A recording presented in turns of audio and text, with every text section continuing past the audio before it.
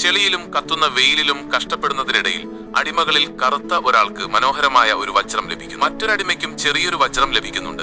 അയാൾ അത് സ്വന്തം വായിൽ ഒളിപ്പിച്ചു വെക്കുന്നു. എന്നാൽ മേൽനോട്ടക്കാരൻ ഇത് പെട്ടെന്ന് തിരിച്ചറിയുകയും ജോലി നിർത്തിവെക്കാൻ ഉത്തരവിടുകയും ചെയ്യുന്നു. കറുത്ത ആൾക്കാരെ അടിമകളാക്കിയ വർഗീയക്കാരനായ അയാൾ ആ വജ്രം തനിക്ക് നൽകാൻ ആവശ്യപ്പെടുകയും മറ്റുള്ളവർക്ക് ഒരു പാഠമാകാൻ വേണ്ടി ആ അടിമയെ ക്രൂരമായി കൊല്ലുകയും ചെയ്യും. തന്റെ പക്കലുള്ള വജ്രം മറ്റുള്ളവർ അറിയാതിരിക്കാൻ ആദ്യത്തെ അടിമ വാട്ടർ പമ്പ് പെട്ടെന്ന് തകരാറിലായ സാഹചര്യം മുതലെടുക്കുന്നു. വെള്ളം കുത്തിയൊലിച്ചു വരുന്നതിനിടയിൽ എല്ലാവരുടെയും ശ്രദ്ധ മാറുമ്പോൾ അയാൾ ആ വജ്രം തന്റെ കാൽവിരലുകൾക്കിടയിൽ ഒളിപ്പിച്ചു വെക്കുന്നു. തുടർന്ന് തനിക്ക് ബാത്റൂമിൽ പോകണമെന്ന് മേൽനോട്ടക്കാരനോട് പറയുന്നുണ്ടെങ്കിലും അയാളുടെ മനസ്സിൽ മറ്റു ചില പ്ലാനുകളായിരുന്നു. പെട്ടെന്ന് ഒരു പട്ടാളക്കാരൻ അയാളെ തടഞ്ഞു നിർത്തി വജ്രത്തിനായി പരിശോധിക്കുന്നു. അയാളുടെ വായ പോലും പരിശോധിച്ചെങ്കിലും ഒന്നും കണ്ടെത്താനായില്ല. പിന്നീട് വജ്രം ഒളിപ്പിക്കാനായി അടിമ തന്റെ വസ്ത്രത്തിൽ നിന്നും ഒരു കഷ്ണം തുണി കീറുന്നു.